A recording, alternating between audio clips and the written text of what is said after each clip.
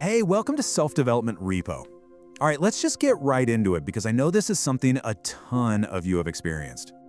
You know the feeling. Your eyes just snap open. The room is completely dark, dead silent, and then you see it. That glowing number on your phone.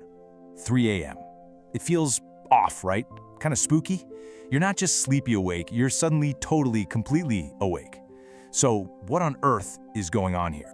Well, for centuries, people have had some pretty wild ideas about this. I mean, old folklore says that this is a special time, a moment where the wall between our world and, well, whatever else is out there is at its absolute thinnest. And it gets even spookier. In some old traditions, 3 a.m. is actually called the Devil's Hour. The whole idea was that it was a deliberate mockery of 3 p.m., which is supposedly when Christ died. So yeah, it's the time when dark forces are meant to be at their strongest. All of these stories have given us a pretty famous name for this time, the witching hour.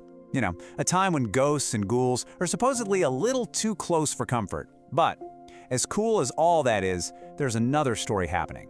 And this one is happening right inside your own body. So let's pull back the curtain on all the supernatural stuff for a second and look at the actual science. It turns out, your sleep is run by two super powerful and kind of competing forces. You can think of them like two engines that have to work in perfect harmony. Okay, so engine number one is what we call sleep pressure. This one's simple. The longer you stay awake, the more this pressure builds up, making you feel tired. It's like a battery draining throughout the day. Then you have engine number two, your body clock. This is your internal 24-hour master schedule. It's a steady wave that tells your body when to be awake and when to be sleepy, no matter how tired you actually are. And this right here shows the daily dance between those two engines. See? All day long, that sleep pressure is climbing higher and higher, pushing you toward bed. But at the exact same time, your body clock is sending out these powerful stay-awake signals to keep you going. You finally fall asleep when the sleep pressure is sky high, and that stay-awake signal from your body clock finally powers down for the night. So, what does this have to do with 3 a.m.? Well, right around 3 a.m., this whole perfectly balanced system hits a major tipping point. And it's not just one thing going wrong. Oh no, it's more like a perfect storm of 4 different biological events all happening at the exact same time. Okay, check this out. This is where it all comes together. First, your body starts to release cortisol. That's your get up and go stress hormone. It's basically starting its morning routine way too early. Second, your core body temperature hits its absolute lowest point all night, which makes you really sensitive to any kind of disturbance. Third, your brain shifts out of that deep, restful sleep and into the much lighter, dream-filled REM sleep. And finally, your blood sugar can take a little dip, which can kind of send an alarm signal to your brain. See? Any one of these probably wouldn't wake you up, but all 4 together, bam, your eyes are wide open. And if you're thinking, oh, that's just me, you could not be more wrong. A huge study found that a staggering 68% of adults, that's more than 2/3, wake up consistently in this exact little window. So no, it's not a coincidence. It's literally baked into our biology. Okay, so that explains the why you wake up part, but it doesn't really explain why it feels so terrible, right? Why do all our little worries from yesterday suddenly feel like these massive world-ending catastrophes in the middle of the night? Here's the key. At 3 a.m., your brain is basically running on a skeleton crew. You're at your absolute weakest, both physically and mentally. It just doesn't have access to all of its normal, rational problem-solving skills. So you're just alone in the dark with a brain that's not fully booted up yet. And this puts you right into a mental trap that psychologists have a name for. It's called catastrophizing.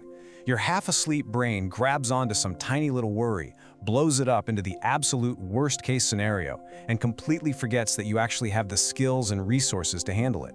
The 3 a.m. brain isn't looking for solutions. It's just spinning its wheels in panic mode. Now, while that biological perfect storm happens to all of us, sometimes these wake-ups are a much louder, more specific signal. It could be your body trying to tell you something really important. For instance, a super common culprit is something called sleep apnea. And a lot of people don't even know they have it.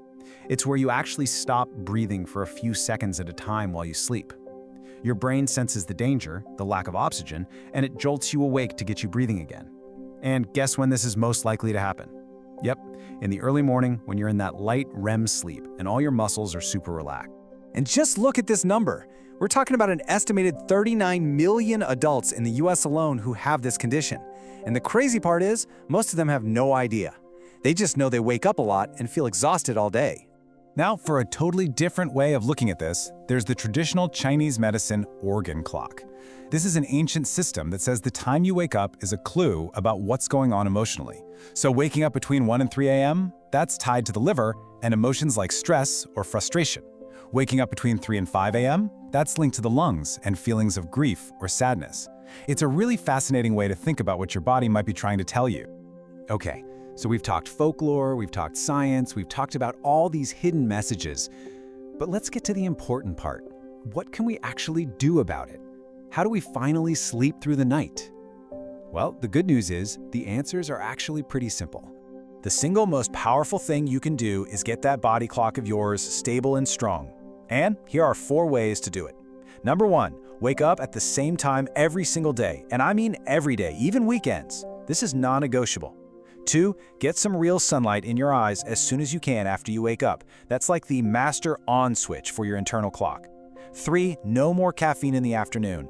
And 4, get some regular exercise. Seriously, these 4 things are your best possible defense against that 3 a.m. wake-up call. So when you really boil it all down, waking up at 3 a.m. isn't a curse. It's not a ghost. It's not some random glitch in your system.